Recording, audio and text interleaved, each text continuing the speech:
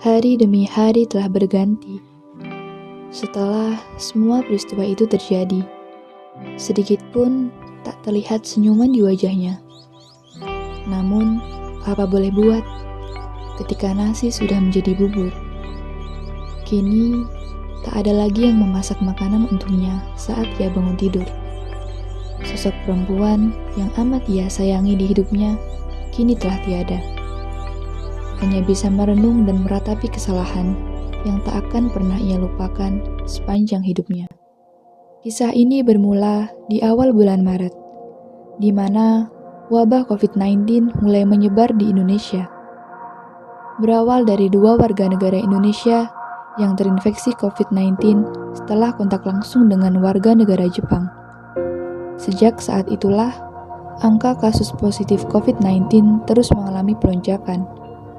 Banyak sekali upaya yang dilakukan pemerintah untuk mengatasi hal ini, seperti kebijakan social distancing, adanya PSBB, dan larangan warga negara asing untuk masuk ke Indonesia. Bukan hanya hal itu, COVID-19 juga berdampak pada perekonomian di Indonesia. Pasar, rumah makan, dan swalayan yang selalu ramai kini telah sepi. Hal itu terjadi karena kebijakan pemerintah terkait RUU Cipta Kerja, yang tujuannya untuk menjaga kestabilan ekonomi Indonesia. Namun ternyata, hal ini bukan menjadi kabar baik. Buktinya, masyarakat kalangan menengah ke bawah merasa RUU Cipta Kerja tidak memberi solusi. Mahasiswa-mahasiswi pun tak tinggal diam. Mereka turun ke jalan, membantu rakyat untuk menyalurkan aspirasinya. Citra adalah mahasiswi akhir jurusan hukum di UIN Maulana Malik Ibrahim Malang. Bersama rekan-rekannya, ia berangkat ke balai kota untuk menyampaikan aspirasi masyarakat, khususnya sekitar kota Malang. Awalnya, kegiatan demonstrasi itu berjalan dengan lancar. Hingga pada puncaknya, terjadilah kerusuhan antara mahasiswa dan polisi yang bertugas. Beberapa di antaranya ditangkap polisi karena telah melanggar protokol kesehatan.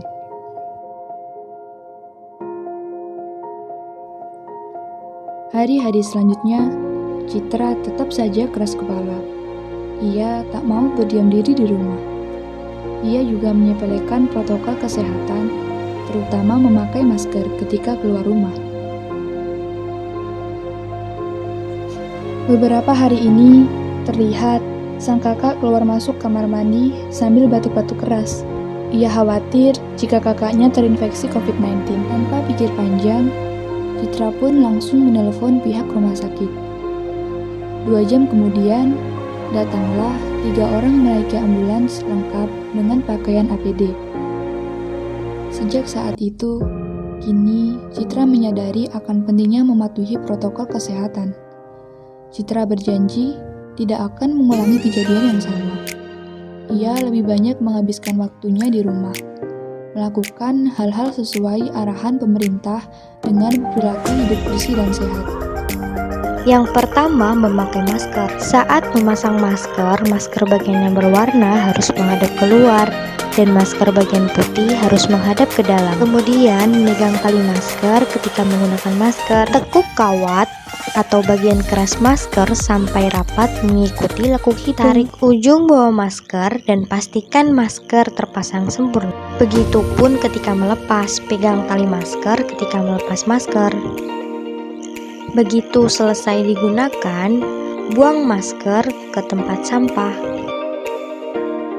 Yang kedua, mencuci tangan. Pertama, pastikan air bersih mengalir. Dan gunakan sabun ketika mencuci tangan.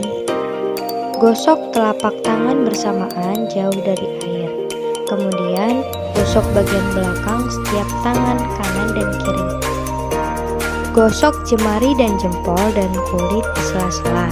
Tangan kanan dan kiri saling menggenggam dan jari bertautan agar sabun mengenai kuku dan pangkal jari. Gosokkan jari-jari tangan kanan yang tergenggam di telapak tangan kiri dan sebaliknya. Kemudian gosok pergelangan tangan kanan dan kiri secara bergantian. Bersihkan sabun dengan air mengalir. Jangan lupa matikan keran air setelah mencuci tangan. Yang ketiga adalah menjaga jarak. Meskipun menggunakan masker, tetap menjaga jarak dan tidak berkerumun ya, agar tidak menimbulkan penyebaran virus COVID-19.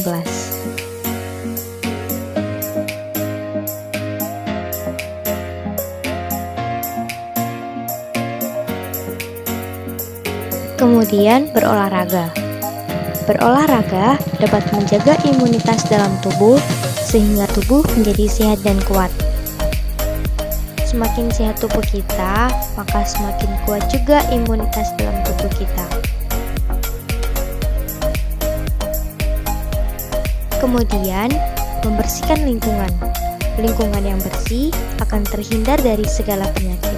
Dan yang perlu diingat, an-nadhofatu minal iman. Kebersihan sebagian dari iman. Dan jangan lupa minum air putih 8 gelas per hari. Karena dengan minum air putih dapat menjaga cairan dalam tubuh dan mencegah dehidrasi. Untuk pemakaian hand sanitizer, pertama, tuang hand sanitizer ke telapak tangan. Kemudian, gosok kedua telapak tangan. Gosokkan ke punggung telapak kanan dan kiri. Lalu tangan kanan dan kiri saling menggenggam dan jari bertautan agar sabun mengenai kuku dan pangkal jari. Gosok kedua ibu jari dengan gerakan memutar. Lalu gosokkan ujung jari pada telapak tangan. Kemudian gosok kedua pergelangan tangan. Terima kasih.